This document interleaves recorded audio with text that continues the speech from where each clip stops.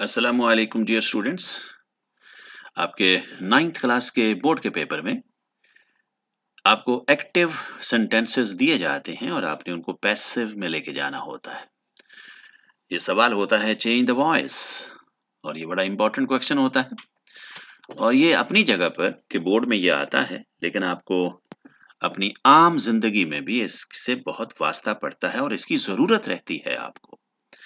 आप बच्चे जानते हो कि एक्टिव का मतलब ये होता है कि आप सब्जेक्ट को अहमियत दे रहे हो और पैसिव का मतलब ये होता है कि आप ऑब्जेक्ट को अहमियत दे रहे हो। बस इतनी सी बात है कि अहमियत आप किसको दे रहे हो।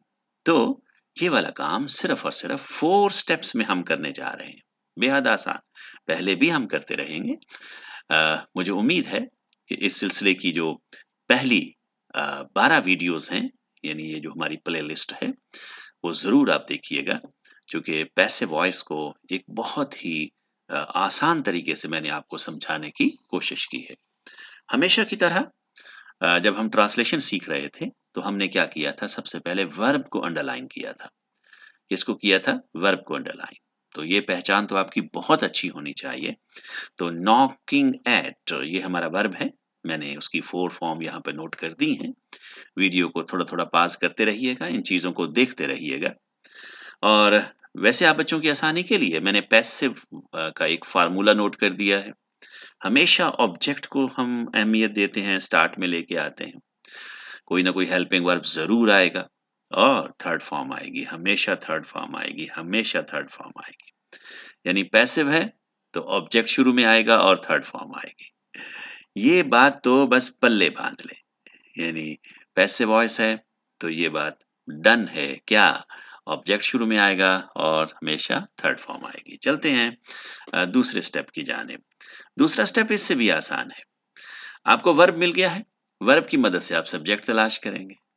तो मैंने यहाँ पर आप बच्चों को उर्दू भी इसकी नोट कर दी है, ताकि आप अच्छे तरीके से इन सारी चीज़ों को समझ पाएँ। तो हमने वर्ब से सवाल किया, कौन दस्तक दे रहा था? तो हमें जवाब मिला कि हू। यानी फर्ज करें कि हम घर के अंदर हैं और घर से बाहर कोई दरवाजे पे दस्तक दे रहा है, तो अब हमें तो मालूम नहीं है कि वो कौन है। फर्ज कर लें कि वो सलीम है, तो वो कोई तो है। चलें, हम उसका नाम सलीम था, हमें नहीं पता कि सलीम है। हम ऐसा करते हैं, हम उसका नाम हू रख लेते हैं। तो यहाँ पर जो हू है, ये 2 काम कर रहा है। एक तो सब्जेक्ट का काम कर रहा है और दूसरा ये सवाल का भी काम कर रहा है, यानी क्वेश्चन मार्क का भी ये काम कर रहा है। साथ ही साथ हमने वर्ब को सॉरी ऑब्जेक्ट को भी तलाश कर लिया। हमने सवाल किया किस पर भला? वर्ब से। किस पर दस्तक दे रहा था? अरे भाई, दरवाजे पे दस्तक दे रहा था, द डोर। याद रखिएगा, हम 2 सवाल करते हैं वर्ब से। क्या वाला? 2 सवाल करते हैं वर्ब से, क्या, किसे। और ये जो किसे का लफ्ज़ है ना, ये इन शक्लों में भी आपको मिलेगा। तो आपको सब्जेक्ट भी मिल गया, आपको ऑब्जेक्ट मिल गया, वर्ब को आपने अंडरलाइन कर लिया। यही स्टेप्स बार-बार आएँगे, बार-बार आएँगे। मेरा बेटा, एक्टिव से पैसिव जाने के लिए एक वीडियो तहम्मुल से सीख लीजिएगा, इन स्टेप्स को याद कर लीजिएगा, तो हमेशा के लिए, ज़िंदगी भर के लिए आपका ये मसला हल हो जाएगा। अगला काम क्या है? अब हम सब्जेक्ट और ऑब्जेक्ट की जगह बदलेंगे। ये देख लीजिएगा, सब्जेक्ट और ऑब्जेक्ट की जगह बदलेंगे। ये देख लीजिएगा, हू, हमने हू को उठाया, यहाँ ले गए, यानी नंबर 1 पोज़ीशन पे था, नंबर 3 पे ले गए। और द डोर, ये नंबर 3 पोज़ीशन पे था, इसको हम नंबर 1 पोज़ीशन पे ले आए, जगह बदल दी। और ये तो आप बच्चे जानते हैं कि हू जब सब्जेक्ट की पोज़ीशन पे होगा, ठीक है, नंबर 1 पोज़ीशन पे होगा तो हू है, लेकिन जब नंबर 3 पोज़ीशन पे जाएगा तो क्या बन जाएगा? By home. ये देख लीजिएगा, मैंने नीचे एक चार्ट बना दिया है, बाय होम। फिर अब आपसे गुज़ारिश करूँगा, वीडियो को पॉज़ कीजिए और तहम्मुल से इन चीज़ों को देखिए। एक वीडियो हमेशा के लिए, एक्टिव टू पैसिव के मसले हल। अब हम चलते हैं लास्ट स्टेप की जानिब कि अब आप क्या करेंगे, जो वर्ब आपको दे रखा है, यानी वाज़ नॉकिंग एट, और आप बच्चों को ये पता है कि पैसिव का एक फ़ॉर्मूला है, हमेशा थर्ड फॉर्म आएगी, हमेशा थर्ड फॉर्म आएगी। तो देख लीजिएगा, ये है हमारा कंटीन्यूअस का सिलसिला, ये जिसको हम अभी चेंज करने जा रहे हैं। तो नॉकिंग, ये तो है 4th फॉर्म, लेकिन पैसिव में हमेशा थर्ड फॉर्म आएगी, हमेशा थर्ड फॉर्म आएगी। ये देख लीजिएगा, ये देख लीजिएगा। अब प्रॉब्लम ये है कि ये जो आप देख रहे हो आईएनजी, ये देख रहे हो आईएनजी, ये आईएनजी शो कर रहा है कि दस्तक देने वाला काम, खटखटाने वाला काम ये कंटिन्यूअस है, ये जारी है।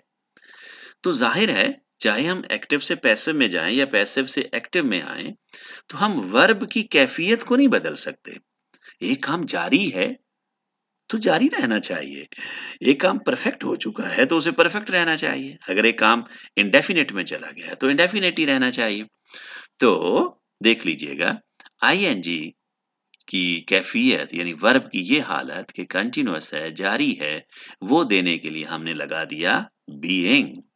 एक और दिलचस्प क्या कहते हैं टिप छोटा सा आपके साथ डिस्कस करूं। अब देखें एक्टिव वॉइस में अगर फर्स्ट फॉर्म होती है तो उसके साथ कोई हेल्पिंग वर्ब नहीं होता, और यहाँ आप बच्चे देख रहे हो कि एक हेल्पिंग वर्ब मौजूद है।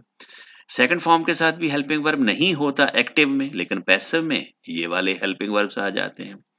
अच्छा, परफेक्ट में जब हम डिस्कस कर रहे होते हैं तो यहाँ पर हेल्पिंग वर्ब पहले से मौजूद है, तो यहाँ पर भी हमें लाना ही तो है, लेकिन फिर हम एक इजाफा ले आते हैं बिन का, ताकि पैसिव में और एक्टिव में एक फर्क दिखाई दे आपको। और इसी तरीके से फोर्थ फॉर्म जब लगती है तो इसके साथ भी एक ये हेल्पिंग वर्ब्स मौजूद है, तो फिर हम यहाँ पर बीइंग का एक इजाफा ले आते हैं। इसी तरह से ये मॉडल वर्ब्स हैं, ये पहले से मौजूद हैं, इनके साथ बी का इजाफा ले आते हैं। एक छोटा सा टिप याद कर लीजिए, इन दो के साथ कोई हेल्पिंग वर्ब नहीं, इन दो के साथ कोई हेल्पिंग वर्ब नहीं, आप हेल्पिंग वर्ब लेके आएंगे। और इन तीनों के साथ हेल्पिंग वर्ब मौजूद है, तो फिर आप क्या करेंगे, यहाँ देख लें मॉडल वर्ब है तो बी का इजाफा ले आएंगे, और am is are was verb हैं जो कंटिन्यूअस को जाहिर कर रहे हैं तो बीइंग का इजाफा ले आएंगे। परफेक्ट दे रखा है तो बिन का इजाफा ले आएंगे। किस कदर आसान सा टिप है, लेकिन ये काम तो हो गया, ऑब्जेक्ट शुरू में आ गया, थर्ड फॉर्म लग गई, बीइंग आ गया। अब अहले जुबान का एक तरीका है, खास तौर पे हु के मामले में। किस मामले में? हु के मामले में। वो क्या करते हैं, बाय होम को उठा के शुरू में ले आते हैं, बस इतनी सी काम। बाकी चीजें उसी तरह ही रहेंगी, लेकिन सिर्फ और सिर्फ हु के मामले में बाय होम को उठाकर शुरू में ले आएंगे। यानी ये नंबर 3 उठा के शुरू में आ गया, उसी तरह 1 2 चलता रहेगा। तो फाइनल हमारे पास क्या निकल के आया, बाय होम, ठीक है, the door was being knocked at. Thank you very much students, Allah ताला आपको बहुत खुशियां दे। वस्सलाम।